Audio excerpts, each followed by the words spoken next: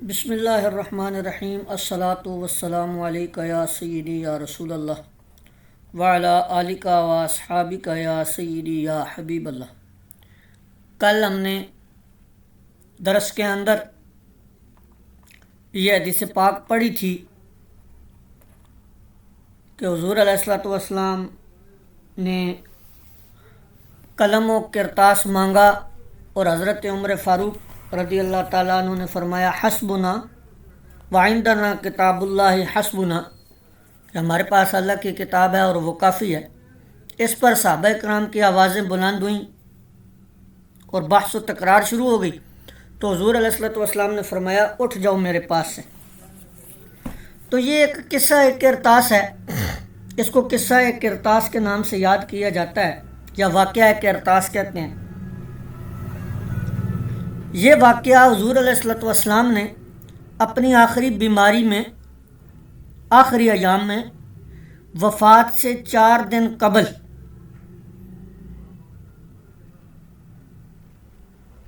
اپنے اصحاب سے فرمایا کہ کاغذ لاؤ تاکہ میں ایک تحریر لکھ دوں جس کے بعد تم کبھی گمراہ نہیں ہوگے۔ تو اب اس واقعہ کو لے کر بعض الناس، بعض افراد جو ہیں وہ حضرت عمر فاروق رضی اللہ تعالیٰ عنہ پر بڑے زور و شور کے ساتھ اعتراض وارد کرتے ہیں، اور وہ اپنے فہم میں سمجھتے ہیں کہ کوئی بہت بڑا ہم نے مارکہ سر کر لیا ہے۔ حالانکہ اگر غور کیا جائے تو ان کے اعتراضات جو ہیں وہ بالکل ناقص اور کمزور ہیں۔ اب پہلا اعتراض کیا ہے جی؟ بعض روایات کے اندر الفاظ آتے ہیں احجر رسول اللہ صلی اللہ علیہ وسلم استفہموہ،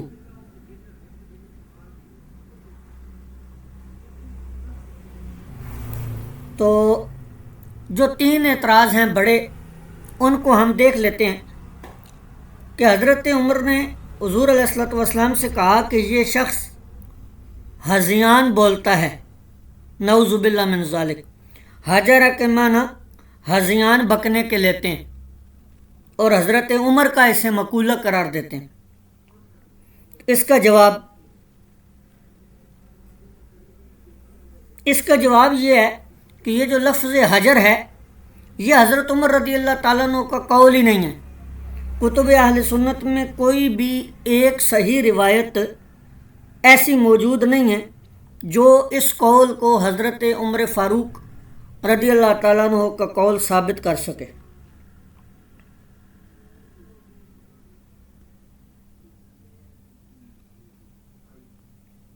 آج تک علماء اہل سنت کا یہ مطالبہ رہا ہے، لیکن مخالف یہ الفاظ حضرت عمر فاروق رضی اللہ تعالیٰ عنہ سے ثابت نہیں کر سکا۔ ایک جواب تو یہ ہے۔ دوسرا جواب یہ ہے کہ حجرہ کے معنی ہذیان کے نہیں ہیں، بلکہ لفظ کے، یہ جو لفظ ہے جدائی کے معنی میں بھی آتا ہے، جیسا کہ قرآن کریم کے اندر ہے وَاہْجُرْهُمْ حَجْرًا جَمِيلًا، سورۃ مزمل کی آیت نمبر 10 ہے۔ اسی طرح ائمہ نے بھی یہی لکھا ہے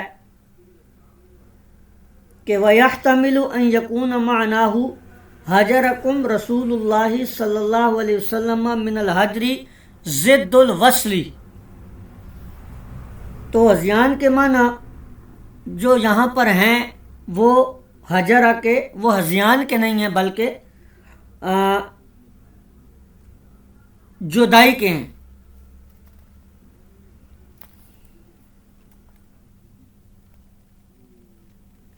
دوسرا جواب یہ ہے کہ جس روایت کو دلیل بنا کر یہ پہلا اعتراض کیا جاتا ہے، اسی روایت میں حجرہ کے بعد استفہموہ کے الفاظ ہیں۔ اگر اب یہاں پر یہ معنی لیا جائے کہ ہذیان ہے، تو پھر استفہموہ جو لفظ ہے یہ بالکل بے معنی سا ہو جاتا ہے۔ تو اب درست بات یہی ہے کہ یہاں پر اس کا معنی یہ ہے احجرا، کیا حضور علیہ السلام، یہاں پر حمزہ استفہامیہ لگے گا جو مقدر ہوگا، احجرا، کیا حضور علیہ السلام ہم سے جدا ہو رہے ہیں، استفہموہ، حضور علیہ السلام سے یہ بات پوچھ تو لو۔ تو درست بات یہی ہے کہ یہاں پر حاجرہ کا معنی جدائی ہے۔ مخالفین جو معنی کرتے ہیں روافض وغیرہ اور حضرت عمر پر طعن کرتے ہیں، وہ ان کا طعن باطل و مردود ہے۔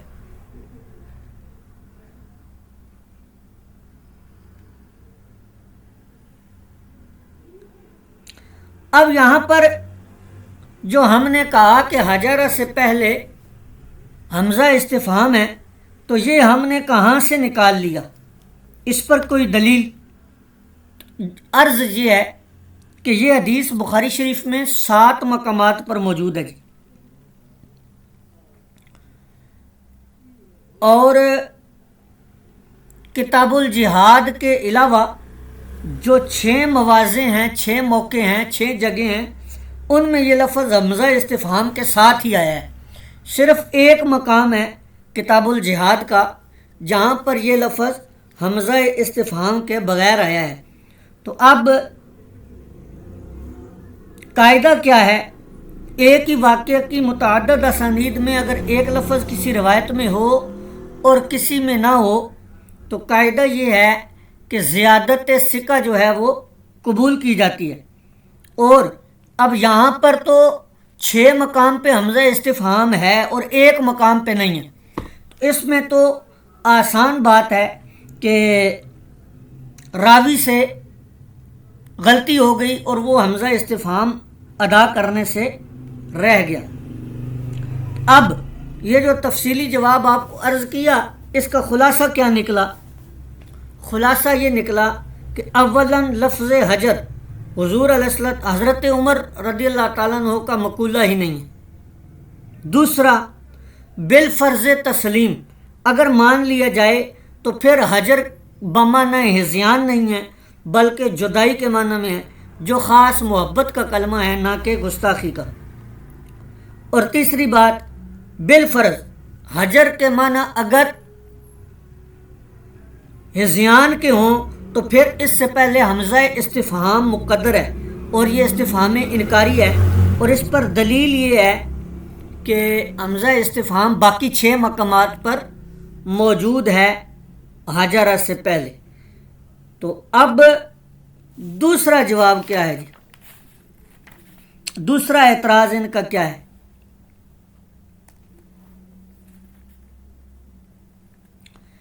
دوسرا جواب یہ اعتراض کرتے ہیں روافض کہ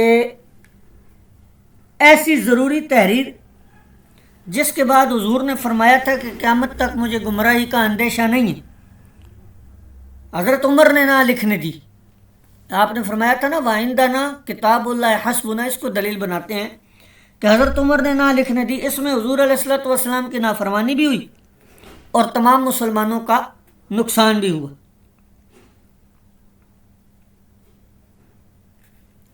تو یہ اعتراض ہے جی روافض کا دوسرا اعتراض۔ اب اس کا جواب کیا ہے؟ اس کا پہلا جواب تو یہ ہے کہ الیوم اکملت لکم دینکم واتممت علیکم نعمتی ورضیت لکم الاسلام دینا، یہ سورۃ المائدہ کی آیت نمبر 3 ہے۔ یہ بالاتفاق اس واقعہ قرطاس سے بہت پہلے نازل ہو چکی تھی۔ اب سوال یہ ہے اگر ایسی تحریر کوئی باقی تھی تو دین ہرگز مکمل نہ ہو سکتا تھا، تو پھر اس آیت مبارکہ میں جو تکمیل دین کا ذکر ہے اس کا کیا کریں گے؟ دوسرا جواب یہ ہے کہ یہ جو قلم و کرتاس حضور علیہ السلام نے مانگی تھی، یہ پنجشنبہ کے روز واقعہ ہوا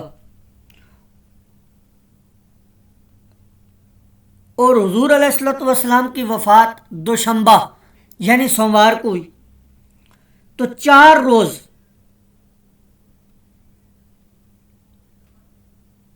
4 روز تک حضور علیہ الصلوۃ والسلام اس واقعہ کے بعد بھی اس دنیا میں تشریف فرما رہے۔ اگر کوئی ایسی ضروری تحریر ہوتی اور آپ اس کو لکھوانے کو ضروری سمجھتے تو اہل بیت اطہار سے بعد میں بھی قلم و کرتاس مانگنے کا مطالبہ کرتے، جبکہ ایسا نہیں کیا گیا۔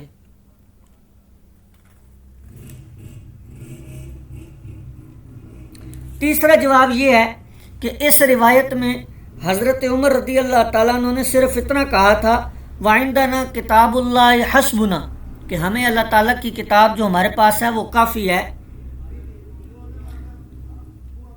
لیکن یہ جو قلم و کرتاس کا قصہ تھا، یہ مسند احمد بن حنبل کے اندر واضح حدیث موجود ہے کہ یہ مطالبہ حضور علیہ الصلوۃ والسلام نے حضرت علی المرتضیٰ شیر خدا سے کیا تھا رضی اللہ تعالیٰ عنہ۔ تو پھر تو اعتراض جو ہے نعوذ باللہ من ذالک حضرت علی المرتضیٰ پہ جائے گا کہ وہ جو ہے وہ حضرت عمر کے کہنے سے رک کیوں گئے اور حضور کا فرمان پورا کیوں نہ کیا۔ اب تک کی گفتگو سے کیا پتہ چلا کہ اولاً تو یہ قصہ کرتاس جو اعتراض ہے دوسرا، یہ سرے سے ہی غلط ہے، کیونکہ دین کامل ہو چکا تھا اور ہرگز ایسی کوئی ضروری تحریر باقی نہ تھی کہ حضور علیہ الصلوۃ والسلام اس کو لکھوانا چاہتے تھے۔ دوسرا جواب یہ ہے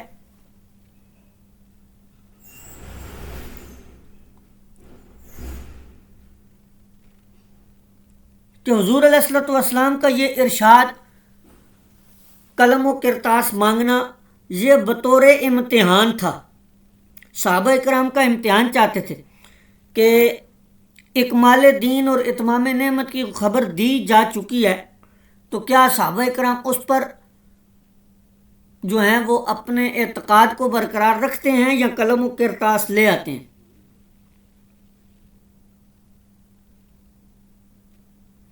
اس واسطے یہ اعتراض بھی ان کا باطل ہے۔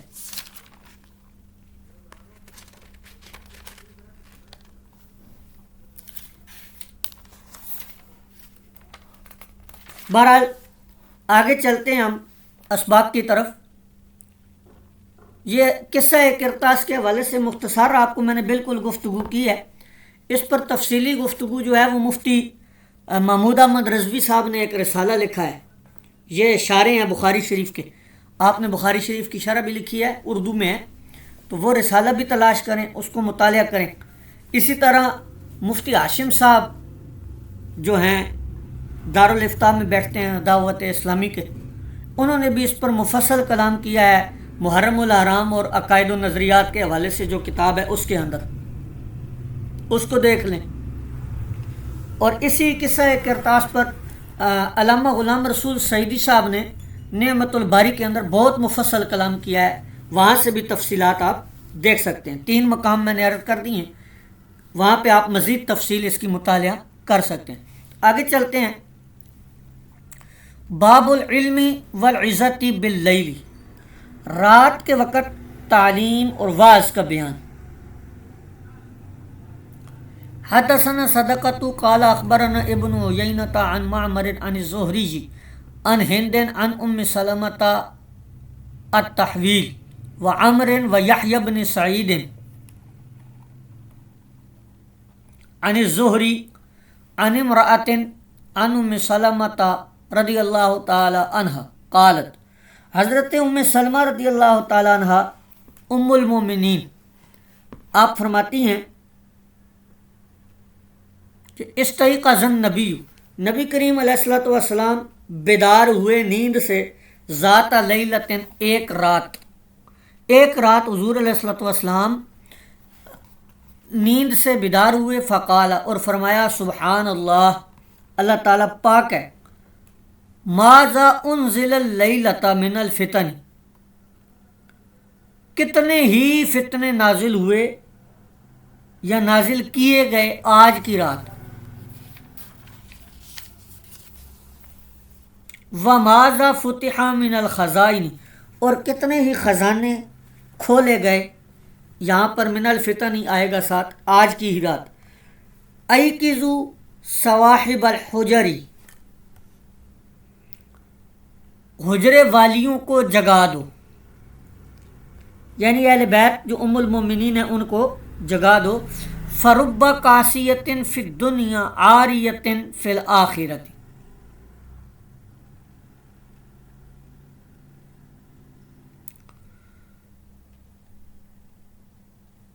کہ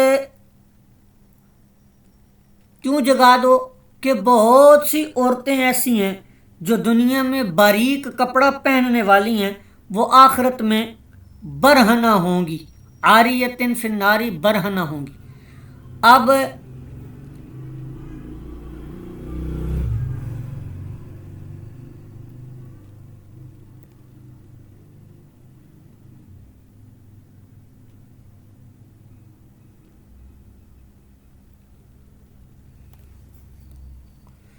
یہاں پر دیکھیں یہ حاشیے میں عاریتن بالجری نعتن، اگر اس کو جر کے ساتھ آپ پڑھیں گے یعنی زیر کے ساتھ جیسے میں نے پڑھا ہے تو یہ صفت موصوف صفت والی ترکیب بنے گی. اور وہ بالرفع بالتقدیر ہیا، یعنی اگر اس کو رفع کے ساتھ پڑھیں گے یعنی عاریتن بھی پڑھ سکتے ہیں تو پھر اس میں ہیا ضمیر جو ہے وہ مقدر نکلے گی.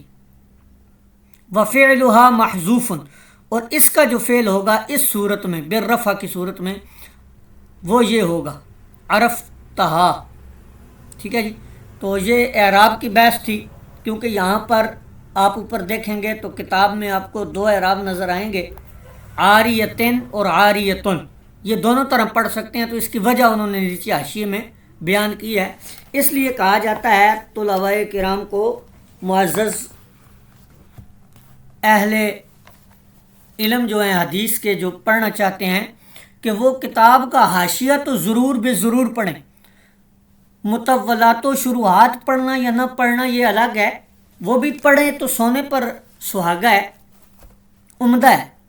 لیکن کم از کم جو اپنی کتاب کا حاشیہ ہے وہ ضرور پڑھ لیا کریں. اس کے اندر بڑی علمی اور مفید نکات جو ہیں وہ محشین جو ہیں انہوں نے جمع کیے ہوئے ہوتے ہیں.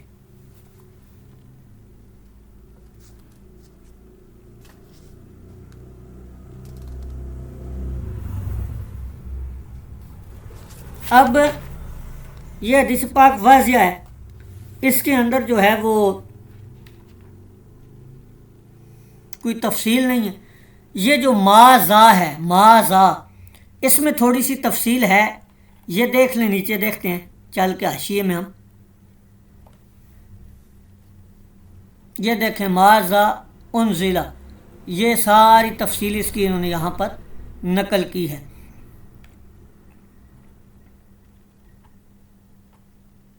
علامہ عینی رحمۃ اللہ علیہ جو ہیں صاحب عمدۃ القاری، انہوں نے عمدۃ القاری میں فرمایا ہے کہ ماذا فیہ اوجہ، کہ یہ جو ماذا ہے اس میں بہت سی وجہیں ہیں. الاول ان یکون ما استفہاما و ذا اشارۃ، کہ ان میں سے پہلی یہ ہے کہ ما جو ہے یہ استفہامیہ ہے اور ذا جو ہے وہ اس میں اشارہ ہے. اور دوسری ما استفہامیہ ہے، دوسری وجہ ما استفہامیہ ہو سکتا ہے اور ذا جو ہے یہ موصولہ ہو سکتا ہے بمعنی الذی.